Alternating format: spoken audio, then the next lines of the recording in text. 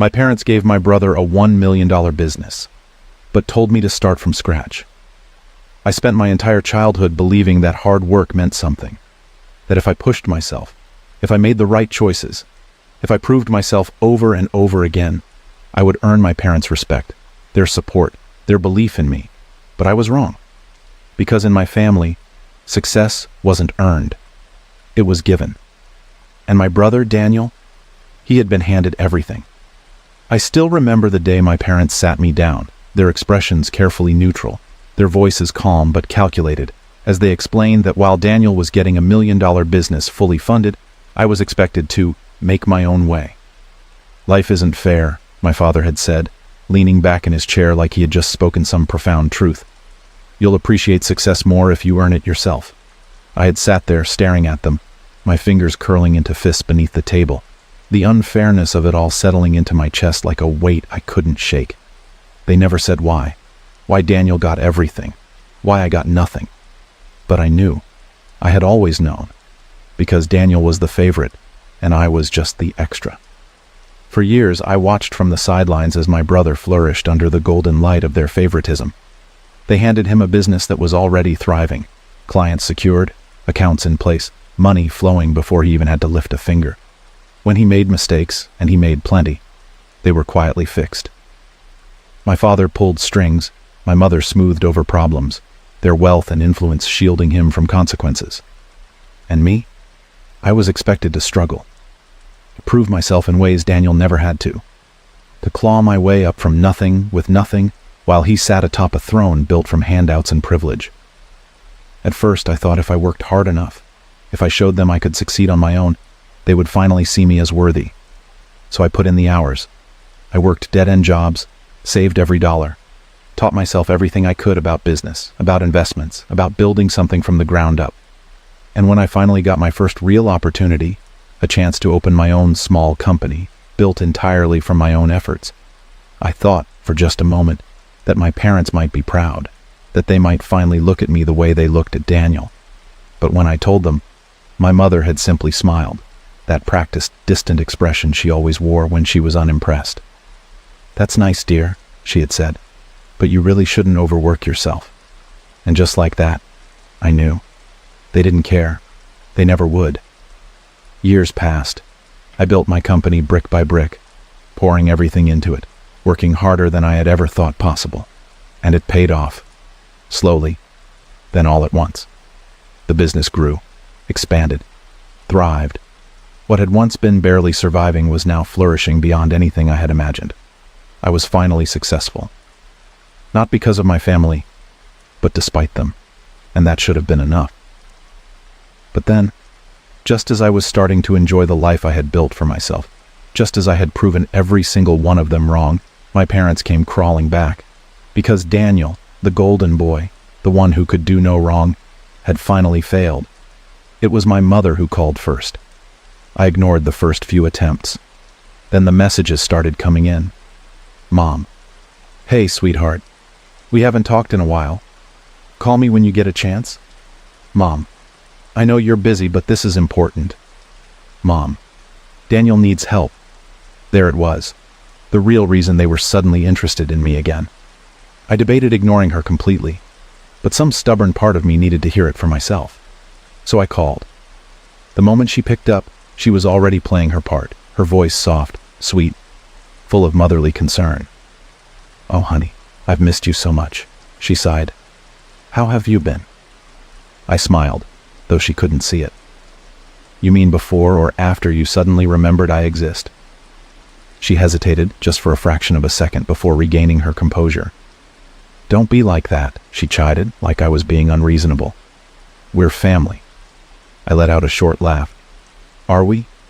Because last time I checked, you made it pretty clear that Daniel was the only one who mattered." Silence. Then, the sigh. The exasperated, guilt-laden sigh she had mastered over the years.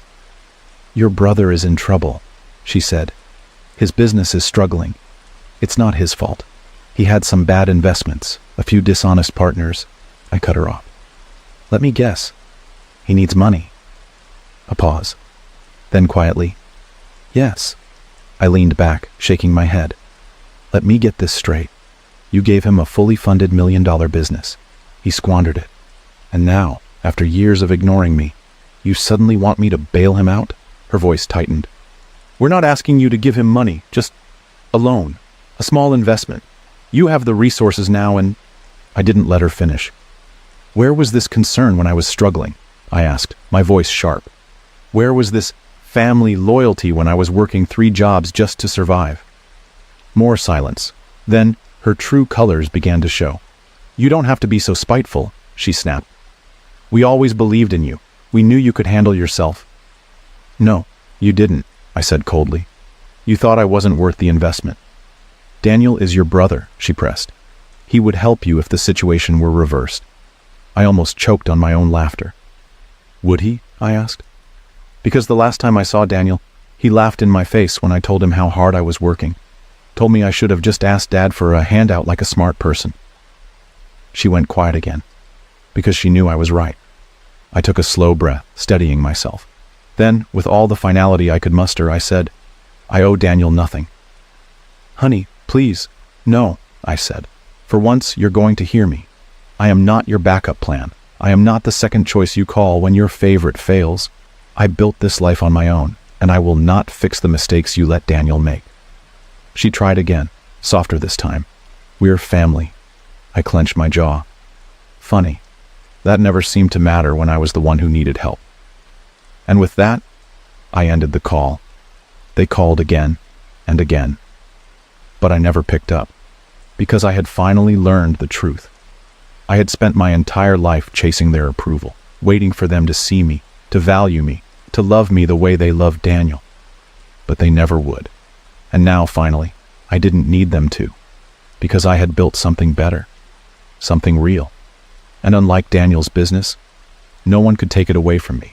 I didn't answer their calls, not my mother's, not my father's, and certainly not Daniel's. Each time my phone buzzed with one of their names flashing on the screen, I let it ring until the notifications piled up like desperate echoes of a family that had never really been mine to begin with. They had spent years pretending I wasn't worth their time. Now, it was my turn. But ignoring them didn't mean they went away. Because people like my parents didn't just give up when they wanted something. No, they pushed. And the more I refused to engage, the harder they pushed. The first time they showed up at my office, I was in a meeting. My assistant, an efficient woman named Sarah who had learned quickly how to handle anything that came through my doors, knocked lightly before stepping inside. Her face was carefully neutral, but I saw the hesitation in her eyes. There's a woman here asking to see you, she said. She didn't have an appointment, but she's... I didn't need to hear the rest, I already knew. My mother. Of course. I sighed, rubbing my temple before nodding toward the others in the room. Let's take a break. We'll reconvene in 10. They filed out, and the second the door shut, I looked at Sarah. Where is she? In the lobby. I glanced at the large glass windows that overlooked the main reception area. Sure enough, there she was, sitting stiffly in one of the chairs, dressed in one of her polished, carefully curated outfits, the kind meant to project wealth and dignity, as if that would somehow mask the fact that she was here to beg. I almost laughed. Tell her I'm unavailable. Sarah hesitated. She doesn't seem like she'll leave easily. I exhaled sharply. Fine, I'll handle it. I straightened my suit, squared my shoulders, and stepped out into the lobby. The moment she saw me, her expression shifted into carefully rehearsed sadness. A long-suffering mother burdened by her ungrateful child. Honey, she said, standing as if she expected me to embrace her. I didn't move. Why are you here? My voice was cold, detached. Her eyes flicked around the room as if checking for an audience before she sighed. I wouldn't have come if it weren't important. I tilted my head. You mean if Daniel weren't failing? A flicker of irritation passed over her face, but she forced it down. We need to talk. Not here. Let's go somewhere more private. No. Her brows furrowed. No? I crossed my arms. If you have something to say it here. Her jaw tightened. She hated not being in control of a situation. She hesitated, then finally exhaled. Your father and I are trying to help Daniel, but the situation is worse than we thought. I stared at her, unimpressed. And? Her lips parted slightly like she expected me to fill in the silence with an offer of help, the way Daniel always had a safety net waiting beneath him. I stayed silent. She sighed. He's going to lose the company, and it won't just hurt him. It'll hurt all of us. I arched a brow. I don't see how his failures are my problem. Her eyes flashed. He's your brother. I let out a short laugh. You say that like it ever mattered to you before now. She pressed her lips together, clearly fighting to keep her frustration masked as concern. Look, I know you're angry, but you've built something incredible for yourself. You have the means to help. Why wouldn't you want to? I studied her carefully. Where was this concern when I was struggling? She swallowed. That's not fair. I stepped closer, lowering my voice. No, what's not fair is spending years watching you hand Daniel everything while I was left to fight for scraps. What's not fair is you pretending that now, suddenly, family matters, when it only ever mattered when it benefited you. She flinched. For a brief moment I thought I saw something close to guilt in her eyes, but guilt meant nothing when it came too late. She exhaled shakily. Your father. I don't care what Dad thinks, I cut in. He made his choice, and so did you. Her eyes searched mine, pleading without words. I almost felt sorry for her. Almost. But not enough. Not anymore. I turned to walk away. Wait, she said, desperation creeping into her voice. Please, at least talk to Daniel. Hear him out. I glanced over my shoulder. Why? Her hands clenched at her sides. Because he needs you. I tilted my head. He needed me when he was laughing in my face about how easy his life was. Where was he then? She had no answer. So I gave her one. You raised him to be helpless, I said. Now he gets to live with that. And with that, I walked away, leaving her standing there, finally realizing what it felt like to be ignored. Daniel was next. He didn't come to my office. He showed up at my apartment, unannounced, entitled, like he had any right to be here. I had just gotten home from a long day when I found him leaning against my doorframe, arms crossed, looking frustratingly unbothered for a man whose world was crumbling. I sighed, unlocking the door and stepping past him. I'm not in the mood for this. He followed me inside like he belonged there, shutting the door behind him. Not even gonna offer me a drink? He joked. I shot him a glare. What do you want, Daniel? His smirk faltered. I need your help. I let out a short, humorless laugh. Yeah, I got that from the 50 missed calls. He exhaled, running a hand through his hair. Look, I know we don't always see eye to eye. I cut him off. Daniel, get to the point. His jaw clenched. I'm losing everything. I arched a brow. And? His nostrils flared. And I need an investor. I scoffed. You mean you need me? He hesitated. You have the money, you have the resources. You could fix this easily. I stared at him, waiting for something, anything that sounded like remorse. But it wasn't there. He wasn't here to make things right. He was here because he had finally hit the bottom of the well, and I was the last drop of water left. I stepped closer, my voice calm but sharp. Let me ask you something. If our positions were reversed, if I was the one drowning, would you have helped me? Daniel's mouth opened, but no words came out, because we both knew the answer. I nodded, a bitter smile curling my lips. That's what I thought. His eyes darkened. Don't do this. I tilted my head. Do what? Be spiteful, he said, his voice sharp with something close to anger. I let out a quiet laugh. Spiteful? I stepped closer. You think this is about revenge? His silence was enough. I sighed, shaking my head. You still don't get it. You're not entitled to my help, Daniel. You're not owed my success just because you wasted yours. His jaw tightened. So that's it? You're just gonna let me fail? I met his gaze without hesitation. Yes. His lips parted slightly, as if the reality of the moment was only just sinking in. I walked to the door and opened it. If you're looking for a handout, ask Mom and Dad. Oh, wait. I smirked. They're out of money too, aren't they? Daniel clenched his fists, but said nothing. He didn't leave right away. Even after I held the door open, even after I had made it crystal clear that I wasn't going to save him, he just stood there, staring at me like he was waiting for me to change my mind. Like if he stood there long enough, I'd magically transform into the same gullible sibling he had been able to dismiss for years. But that version of me didn't exist anymore. "Are you really doing this?" he asked finally, his voice flat. I raised an eyebrow. "Doing what?" "Letting me fail," he said, his jaw tightening. "Walking away." I sighed, shaking my head. "Daniel, what exactly did you think was going to happen when you showed up here?" I gestured around my apartment. "That I'd just cut you a check? That we'd have some heartwarming reunion where I'd tell you we're family and then I'd swoop in to fix your mess?" He didn't answer, because we both knew that was exactly what he had expected. That's how it had always worked for him. When things went wrong, someone fixed them. When he made mistakes, someone cleaned them up. When he fell, there was always a safety net waiting to catch him. And now he was on his own. It must have been terrifying.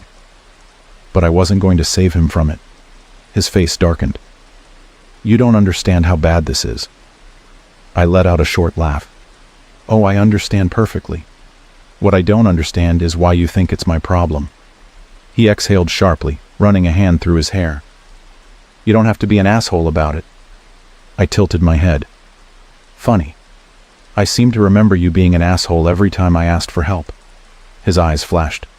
"That was different." I smiled, slow and sharp. "Yeah, because back then, I had nothing you needed." His jaw clenched. For once, he had nothing to say, so I took the moment to say what I had been holding in for years. "You don't get to walk into my life after ignoring me for years and demand a bailout. You don't get to pretend we're equals now that you're struggling. We're not." I stepped forward, lowering my voice. "You were handed success and you burned it to the ground. I had to fight for every inch of mine. And now you expect me to share it?" Silence stretched between us. Then, in a voice so quiet it was almost pathetic, he said, "I don't know what to do." It should have been satisfying. Hearing Daniel, the favorite, the one who had always looked down on me, the one who had mocked me for struggling, admit that he was lost should have felt like justice. But it didn't. It just felt empty. Because this wasn't an apology. It wasn't genuine remorse. It was desperation. I had nothing left to say. So I stepped aside and gestured to the open door. He stared at me for a long moment, something flickering behind his eyes. Anger, disbelief, maybe even the first hints of real fear, before finally stepping out. I didn't say goodbye. I just shut the door behind him. It stayed shut. I expected my parents to call immediately after Daniel left my apartment. Maybe they would rage at me for refusing to help him. Maybe they would try to guilt me the way they always did when they wanted something from me.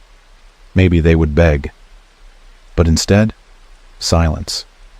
Which could only mean one thing. They were planning something. I knew my parents well enough to know they wouldn't accept defeat so easily. If they couldn't guilt me into helping Daniel, they would find another way to force my hand. And sure enough, 3 days later, the headlines hit. I was in my office halfway through reviewing a new contract when my phone buzzed. A message from my friend, Jason. "Jason, have you seen the article yet?" I frowned, unlocking my phone. "What article?" A second later, another text came in. "Jason, they really went to the press, man." My stomach dropped. I switched over to my news app, and there it was, plastered across every business and financial outlet that even remotely mattered. Estranged sibling refuses to help brother as family business collapses. I stared at the headline, my pulse hammering. They wouldn't. They couldn't. But as I kept reading, I realized they absolutely could. Because the entire article, it was a hit piece, a carefully crafted public attack, designed to make me look heartless, to turn my success into selfishness, to paint me as some cold-blooded corporate shark who had abandoned his struggling family. And the quotes? Oh, the quotes. "It breaks our hearts," said the parents of the two siblings. "We just don't understand why he's turned his back on family." "I never thought he would change like this," Daniel admitted. "I always believed that, no matter what, we'd be there for each other." "And my favorite, he's forgotten where he came from," their father stated. "We raised him to care about family, but I guess money changes people." I clenched my jaw, gripping my phone so tightly I thought it might crack. They were playing the victims. Publicly. weaponizing the media against me. This wasn't just about Daniel's failing business anymore. This was about punishment. I refused to help, so they were going to destroy my name instead. I took a slow breath, forcing myself to think. They expected me to panic. They expected me to go running to them to fix it, to beg for peace, to offer them whatever they wanted just to make it stop.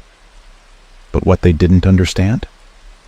I wasn't the same person they had discarded years ago. I had built myself from nothing. I had endured worse than this. And if they wanted a public war, I'd give them one. I called Jason back immediately. "Tell me you have a plan," he said the second he picked up. I exhaled, my mind already racing ahead. "Oh, I have something better than a plan." "What's that?" I smiled. "The truth." The next morning, my side of the story went live.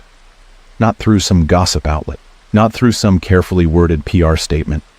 No, I gave the real truth to one of the biggest financial magazines in the country, and I didn't hold back. I told them everything. How my parents had given Daniel a fully funded $1 million company while telling me to fend for myself. How I had built my business from nothing, while Daniel had burned his to the ground. How they had spent years ignoring me, only to suddenly remember I existed the moment they needed money. And most importantly, I had receipts, emails, messages, documents proving just how much Daniel had been handed, just how many times my parents had saved him, just how much they had let him get away with. And when that article hit, the internet erupted. Public sympathy, gone. The same people who had criticized me just days before were now tearing into my parents and Daniel with a level of rage I had never seen before. And my parents? They had nothing left to say, because both of them had lost control of the narrative. They had spent years shaping their version of the truth, weaving a carefully constructed image of family unity, where Daniel was the golden son, where I was the bitter failure, and where their favoritism was nothing more than the natural order of things. And now that illusion had been shattered for the world to see. The fallout from my interview was swift and brutal. No one likes a fraudulent sob story, especially when it turns out the people crying for sympathy had spent years hoarding privilege while pretending to be victims. Investors started pulling away from Daniel's company. The few that still remained after his reckless mismanagement had already driven most of them away. Clients began backing out of contracts, no longer wanting to be associated with a sinking ship. And my parents? Their perfect social circle, the one they had spent decades cultivating, the one where reputation mattered more than actual decency. It turned on them. The same people who had once sung Daniel's praises, who had nodded approvingly when my father talked about his brilliant son taking over the family business, suddenly wanted nothing to do with them, because no one respects people who raise failures, and in their eyes, my parents had done just that. The first person to crack was Daniel. It took less than a week after the article dropped for him to call me. I had been expecting it. I just wasn't expecting the tone. He sounded hollow, not angry, not arrogant, just defeated. "I lost everything," he said, his voice barely above a whisper. I leaned back in my chair, staring at my phone like it was some kind of artifact from another life. Because for so many years I had imagined what this moment would feel like, the moment Daniel finally had to face real consequences. And now that it was here, it felt strangely empty. "What do you want me to say, Daniel?" I asked. "That I'm sorry? That you deserved better?" A humorless laugh crackled through the line. I don't even know why I called. I could have hung up right then, but something in me wanted to hear him say it, to hear him admit what he had always refused to before. "Maybe," I said, "no one's coming to save you." Silence. Then, a sigh. "Yeah," he muttered. "Guess so." And then, he said something I had never expected to hear from him. "I should have treated you better." It wasn't an apology, not really, but it was the closest he would ever get. I closed my eyes for a moment, exhaling slowly. Then, I hung up. Because some doors once shut should never be opened again. My parents lasted a little longer. At first, they tried to fight it. They pushed back with their own interviews, claiming that everything had been taken out of context, that I had twisted the story to make them look bad. They insisted they had always supported me, that Daniel's failure was just a temporary setback. But no one believed them, because the truth was already out there, and no amount of damage control could erase it. So they did what people like them always do. They cut their losses and ran. Within months, they sold their house, downsized to something much smaller, vanished from public view hoping to wait out the storm. But their power, their influence, their social standing, everything they had spent years building and protecting was gone. And for people like them, that was worse than any real punishment. And me? I moved on. Not in some dramatic, triumphant way. Not with some movie-worthy moment of ultimate satisfaction. Just in the quiet, steady way that real freedom happens. I kept growing my company, expanding into new markets, making decisions without ever having to look over my shoulder for approval that would never come. I spent time with people who actually mattered, friends who had stuck by me even when I had nothing, colleagues who respected me not for my last name but for what I had built with my own hands. And slowly, the bitterness faded. Not completely. Some wounds never fully heal. But I stopped caring about the people who had never cared about me, because I had built a life they could never take away. Years later, I heard through a mutual connection that my parents had retired somewhere quiet, far away from the life they had once flaunted. Daniel? No one really knew where he ended up. Some said he was still trying to rebuild himself, chasing success in some other industry. Others claimed he had burned through what little money he had left and was barely scraping by. I never bothered to find out, because by then, they were nothing more than names from my past. They had chosen their path, and I had chosen mine. It wasn't about winning or proving a point. It was just about living on my own terms. My parents forced me to quit school for a job. Now they're mad I won't pay for my brother's college. I used to think I had a future. I could still remember the feeling of sitting in class, my notebook open, my pen gliding across the page as I took notes, believing, truly believing, that I had the same chance as everyone else. That my hard work, my late nights studying, my dreams of going to college and making something of myself would amount to something. But dreams, as I learned, didn't matter when you were born into a family that saw you as nothing more than a worker. I was 17 when my parents sat me down at the kitchen table, their faces wearing that familiar mix of exhaustion and expectation, as if they were sacrificing something instead of demanding a sacrifice from me. "We can't afford to keep you in school anymore," my father said, his voice flat, final. "You need to quit and get a job. The family needs you." Just like that, my future was decided for me. It didn't matter that I had been a straight-A student, that my teachers had told me I had potential, that I had spent nights awake dreaming of college applications and scholarships, and a future where I wouldn't be trapped in the same cycle of struggle my parents had resigned themselves to. None of it mattered, because my brother's future came first. While I was pulling double shifts at a greasy diner, scrubbing tables until my fingers ached, my brother was in his bedroom studying. While I was handing over my paycheck at the end of every week, watching every cent disappear into bills that weren't mine, groceries I barely got to eat, and expenses I had never agreed to take on, my brother was getting brand new textbooks, private tutors, and all the time in the world to focus on his future. School is important for him, my mother had the audacity to say when I finally questioned it. He has a real shot at college. We need to make sure he has every opportunity. I had to bite down on the inside of my cheek to keep from saying what I really wanted to say. And what about me? But I already knew the answer. I didn't get opportunities. I got responsibilities. I didn't get a chance to chase my dreams. I got to be the one who made sure his dreams came true. I never went back to school. The years passed in a haze of exhaustion. Long hours, short paychecks, endless nights spent staring at the ceiling, wondering if this was all my life would ever be. But somewhere along the way, something shifted. I started picking up extra shifts, not for them, but for me.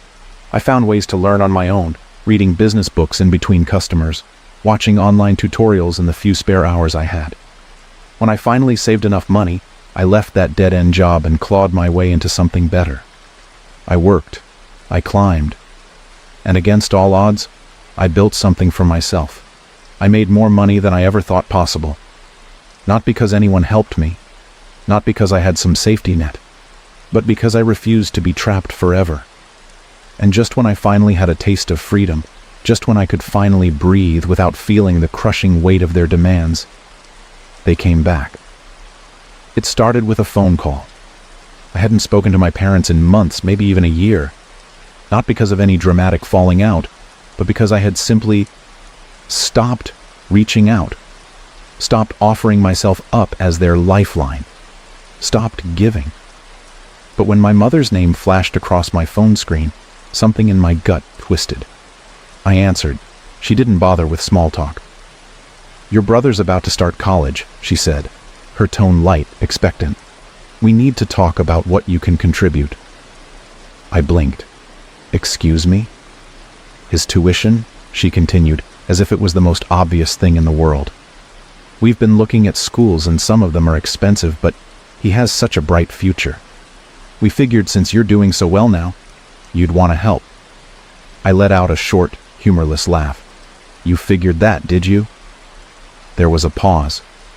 "Don't be selfish," she said, her voice cooling. "He's your brother." Ah, there it was. The guilt, the expectation, the invisible leash they had always tried to keep around my neck. I exhaled slowly, my grip tightening around the phone. "Let me get this straight," I said. "You forced me to quit school, made me work for years to support this family while he got everything handed to him. And now that he's going to college, you think I should be the one to pay for it?" My mother made a tisk sound, like I was being ridiculous. "It's only fair." Fair. That word made my blood boil. "Fair would have been letting me get an education too," I said coldly. "Fair would have been letting me have a future instead of forcing me into labor while he got to be a normal kid." "You're being dramatic," she said sharply. I laughed, actually laughed, because of course she would say that. Of course she would act like my entire childhood was nothing more than an exaggeration. "I'm not paying for his college," I said, my voice like steel. "Figure it out on your own." "You ungrateful little—" I hung up. I thought that would be the end of it. That after realizing I wasn't going to play along anymore, they would give up. That they would stop trying to squeeze me dry. But instead, they sent my brother. He showed up at my doorstep, looking uncomfortable but still holding that same expectation in his eyes. "Mom and Dad said you won't help," he said, crossing his arms. "I won't," I confirmed, leaning against the doorway. He let out a frustrated breath. "Why are you being like this? You have the money. It's not like it would hurt you to help out." I studied him, this brother of mine who had never once questioned why I had been forced to sacrifice everything while he got to live in comfort. "You never had to give up anything, did you?" I said quietly. "Never had to worry about bills. Never had to choose between working and eating. Never had to watch your own future get thrown away so someone else could have theirs." He frowned. "That's not my fault." "No," I agreed. "But it's not my problem either." Something flickered in his expression, something almost like realization.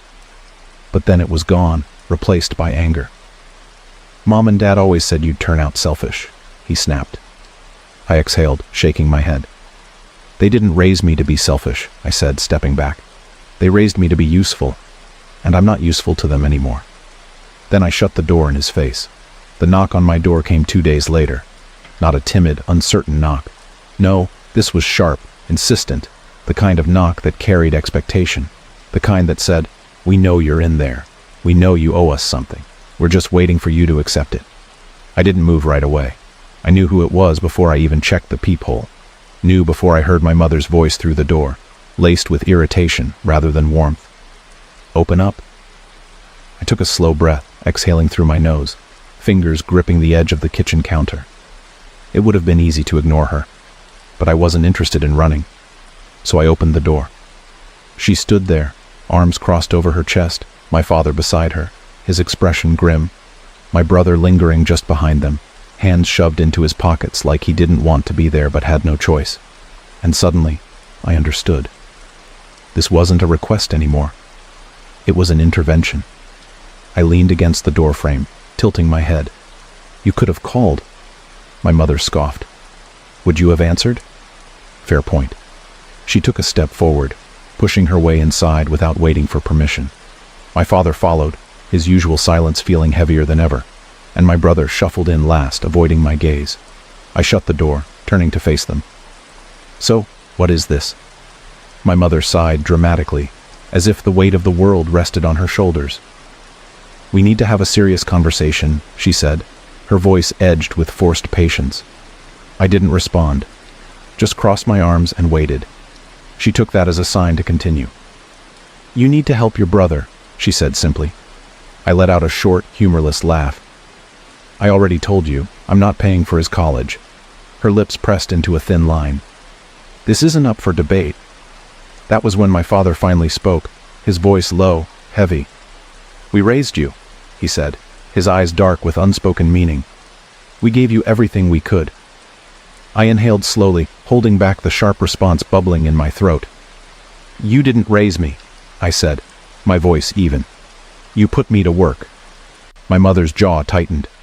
"And look where it got you," she snapped. "You have a good life now because of everything we taught you, because of the sacrifices we all made. And now you want to turn your back on us?" Ah, there it was. They weren't asking.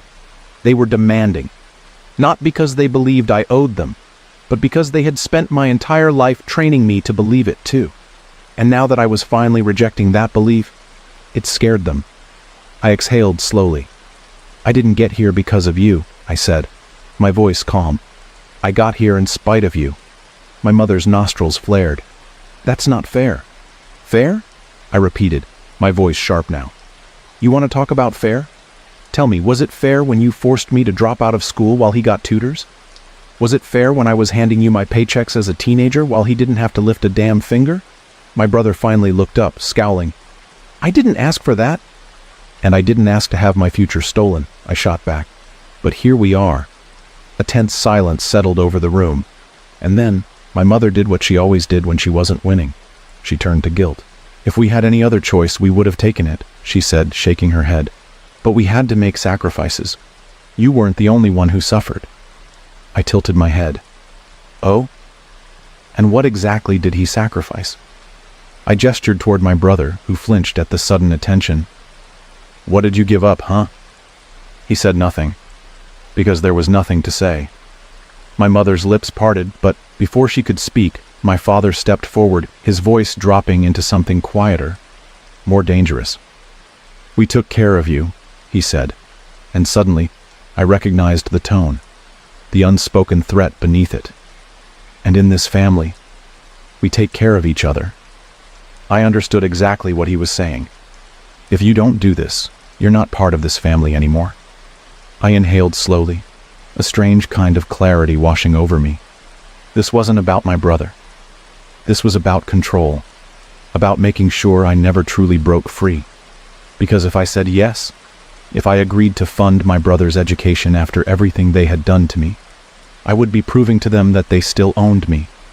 And that was never going to happen. I smiled. Not a warm, forgiving smile. Not a smile of compromise. A smile that made my mother shift uncomfortably. "You really think you can manipulate me into doing this?" I asked softly. My father's expression darkened. "We're not manipulating you. We're expecting you to do the right thing." "The right thing?" I echoed. "Interesting." I turned to my mother. "So, tell me something. Why did it have to be me?" She blinked. "What do you mean?" "Why did I have to be the one to drop out? Why not him?" I gestured to my brother again. Why was it always me who had to struggle? For the first time, my mother hesitated. And in that hesitation, I saw something I wasn't supposed to see. I narrowed my eyes. "You're hiding something." She inhaled sharply, shaking her head. "That's ridiculous." "Tell me," I said, my voice razor sharp now. "Tell me why." Silence. And then finally, "Because he's not your full brother." The words slammed into me like a punch to the gut. I stared at her, my breath catching. "What?" She exhaled shakily, looking away. "He has a different father," she admitted. "One who left. I didn't want him to grow up struggling the way I did. I wanted him to have a better chance." A cold, hollow feeling spread through my chest. "You mean," I said slowly, "you used me to make up for what he didn't have?" My mother flinched. I turned to my father. "And you let this happen? You let me give up everything so that he could have a better life?" He didn't answer, because we both knew the truth. He had never seen me as his real child. I was just there, just convenient, just expendable. A laugh escaped me, cold, sharp, entirely devoid of humor. "Well," I murmured, shaking my head. "That explains everything, doesn't it?" My mother reached for me, her face crumbling. "Please." I stepped back, and in that moment, I knew. This was it. Not just the end of the conversation. The end of them. I exhaled, straightened my shoulders, and walked toward the door. "Get out." They all stared at me. I opened the door. Now. For once, they didn't argue. They left. The silence after they left was different this time. It wasn't the thick, suffocating kind that lingered after a fight, waiting to coil around my throat and drag me back into the past. It wasn't heavy with regret or the dull ache of wondering if I'd made the wrong choice. No. This silence was clean. Final. I stood there for a moment, my hand still resting on the doorknob, as if expecting them to turn back, to bang on the door, to try one last time to reel me in. But they didn't. They were gone. And I realized. So was their power over me. I didn't sleep that night. Not because I was upset, but because my mind was still unraveling what had just happened. I had spent years believing I had simply been born into bad luck. That I had been the one to suffer because I was the oldest. Because someone had to take responsibility. Because life just wasn't fair. But that wasn't the truth at all. The truth was that my entire childhood had been a carefully orchestrated sacrifice, a choice my mother made before I was even old enough to speak. She had decided, long before I had any say in my own life, that I would be the one to struggle so that my brother wouldn't have to, that I would be the one to suffer while he got every opportunity handed to him, that I would be the worker, and he would be the scholar. And they had never intended for me to break free from that role. I wasn't their son. I was their insurance plan. The messages started the next day, not from my father, not even from my mother at first, from my brother. Brother. I didn't know. Brother. I swear, I didn't know, man. They never told me you weren't my full brother. Brother, please just talk to me. I didn't respond, because whether he had known or not, it didn't change anything. The truth wasn't just in what he had known. It was in what he had chosen to ignore. He had grown up watching me work, watching me hand over my money while he got to live comfortably, while he never once had to question where his next meal would come from, while he was given tutors and textbooks, while I was given a time clock and exhaustion. And not once did he ever question it. Not once did he ask, "Why does my brother have to struggle while I don't?" Not once did he look at me and think, "Maybe this isn't fair." And that was all I needed to know. My mother was the next to try. Her texts started with denial. "Mom, you're blowing this out of proportion. Mom, you're still part of this family no matter what." When I didn't answer, she shifted to guilt. "Mom, do you have any idea what this is doing to me? Mom, I can't sleep.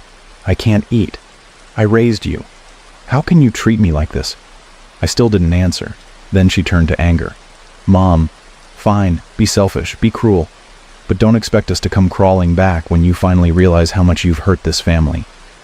That one made me laugh, because that was the thing, wasn't it? They never expected me to win. They never thought I'd be strong enough to walk away.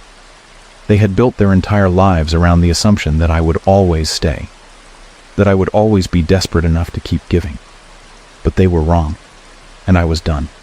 I could have blocked them, could have erased their numbers, ignored their messages, let them fade into the past like a bad memory. But I wanted finality. So instead of running, I answered one last time.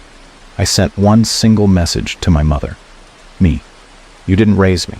You used me. And then I blocked her. I blocked my father. I blocked my brother. And I felt weightless. Like I had been carrying something heavy for years. Something I had gotten so used to that I didn't even realize how much it had been dragging me down. Until I finally let it go. Weeks passed, then months. And they didn't reach out again. Not because they had changed. Not because they had learned their lesson. But because they had finally accepted I wasn't coming back. And I I thrived. I no longer worked for them. I no longer owed them a single thing. The money I made, I kept. The choices I made, I owned. The life I built, I lived without them. And that was my victory. Not revenge, not making them suffer, just being free. Because in the end, they had wanted me to be the sacrifice. But instead, I became the success story. And I would never let them take that from me.